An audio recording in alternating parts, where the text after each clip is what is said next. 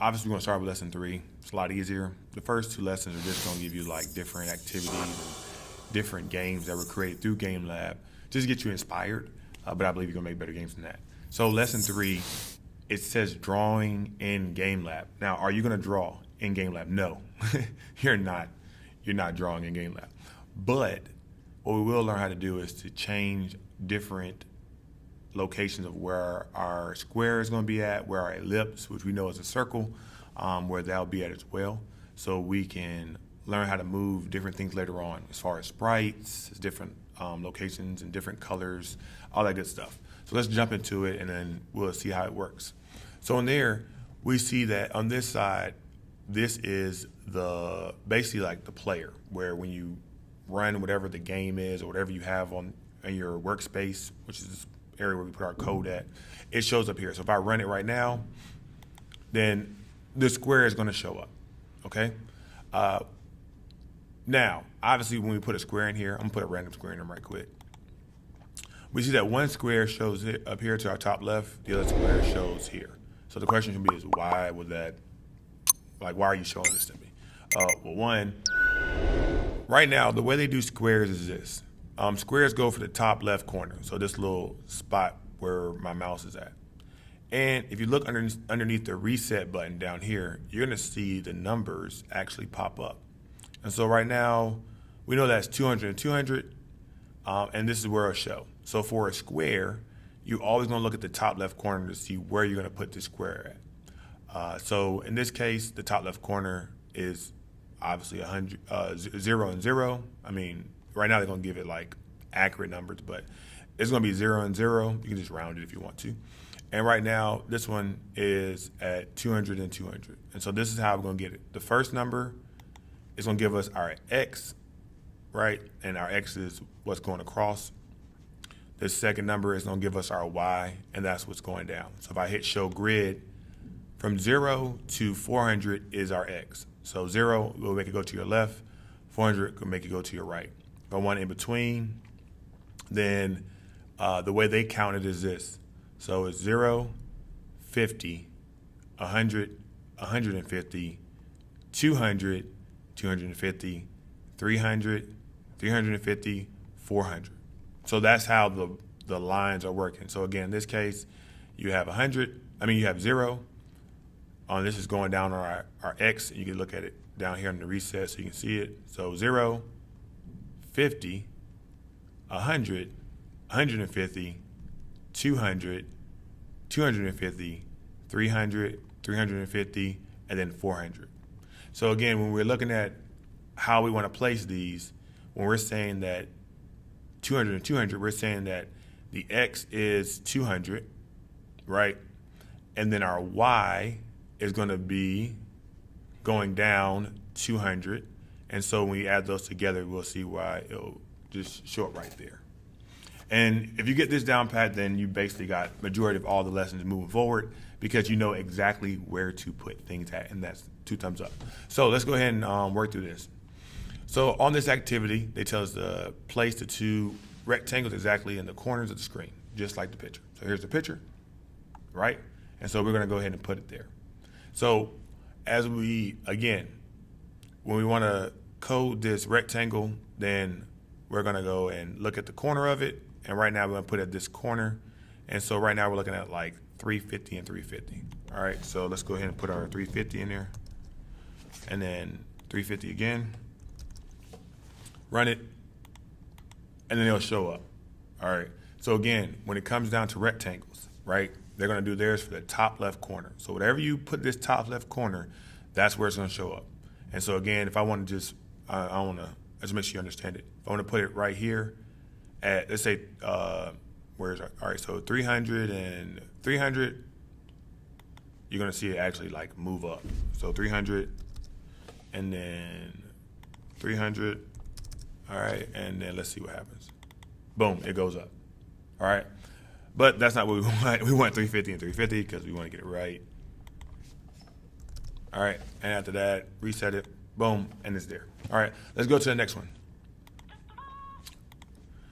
Of course, they're gonna give you a video, but I'm your video guide, so we're good to go. All right, so our next one right here, we have the fact of filling a color in. So I think I did this by accident. Whoop, let's throw that away. But I'll show you. So fills work like this. When you fill something, I just want to show you right quick. If the fill is not on top, it's not gonna fill it. All right, so it has to be on top because the way coding works, it starts from the top and works its way down. So it's gonna say fill yellow, and then whatever's underneath it is gonna fill it yellow. And so when I reset it, then this right here is gonna be, all these rectangles are gonna be yellow, of course. And so the first one's 100, 100, so we understand that. The second one's 250 and 100.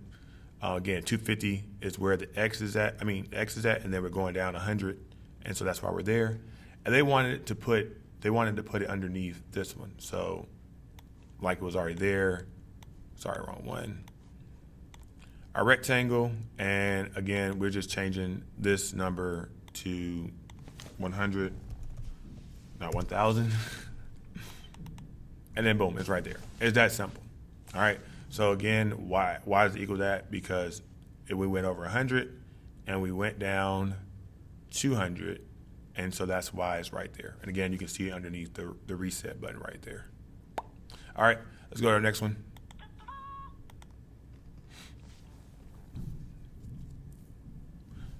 All right, for this one right here, again, when we run it, then obviously we have red and blue, but obviously we need it to be green and blue, which is fine.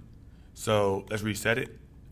And don't quit, because we know that the green square is up top and then the blue square at the bottom. One of the quickest way you can do it is highlight the code that you're trying to change. So if I highlight it, I can literally drag it underneath and put it there. Now the question is, well, why would I drag it underneath? Because again, remember, when it comes to coding, it starts from the top and works its way down. All right, so it's gonna say, read this one first, and this is gonna be in the back, and then it's gonna work its way down. So the blue is in the back, and the green is gonna be on top because, again, we start from top, work our way down. So we reset it, and then boom, it's right there. Pretty simple. All right, the next one they have over here is the fact of having an ellipse. So let's run this code. So here's the ellipse, and they want us to create another one, of course, and change the color. That's orange, not yellow. We'll talk about how to do that. So let's go ahead and get our fill tool, right? And of course it says yellow, and if we push the drop down arrow, it's not gonna say orange. So we're actually going to type in the word orange. All right, now, if you take away the quotations, it's gonna have an error. So you need the quotation. So it's quotation, orange, quotation. Because this tells the game engine, which we know as code.org, that this is orange, all right? After that, we're gonna add our ellipse to it. And the difference between a square and an ellipse or a circle is the fact that it does it in the middle. So if you, again, look under this reset button, you'll see where it says 100 and 100, and that's where they're getting that from. So it's literally placing it in the middle of it.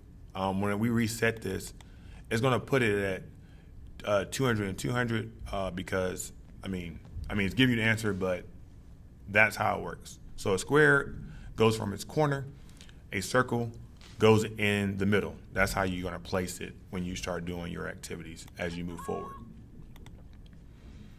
All right, this right here is nothing but a debug and, again, repositioning things.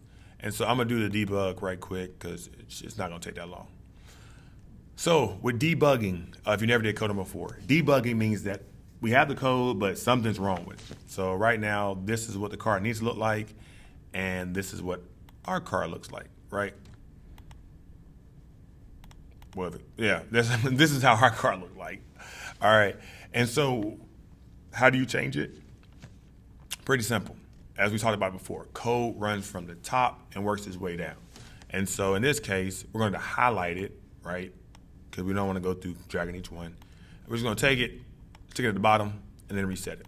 And then boom, we have our car, right? And that's how easy it is. So as you move forward, just a couple keys.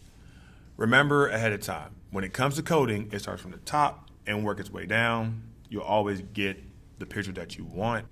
The second thing you remember is that when you're positioning whatever you're doing, just remember that your first number is going to be your X value. And again, this is going to make it go across. And the second number is going to make it come down. And so just like before, as you want your number to get bigger, it's going to be on the right side. It's going to be further down. And the smaller it is, it'll come up. And so as long as you got those things down pat, you're going to be fine. Way to be great. Go ahead and get the rest of this thing done. Thank you for allowing me to serve you today.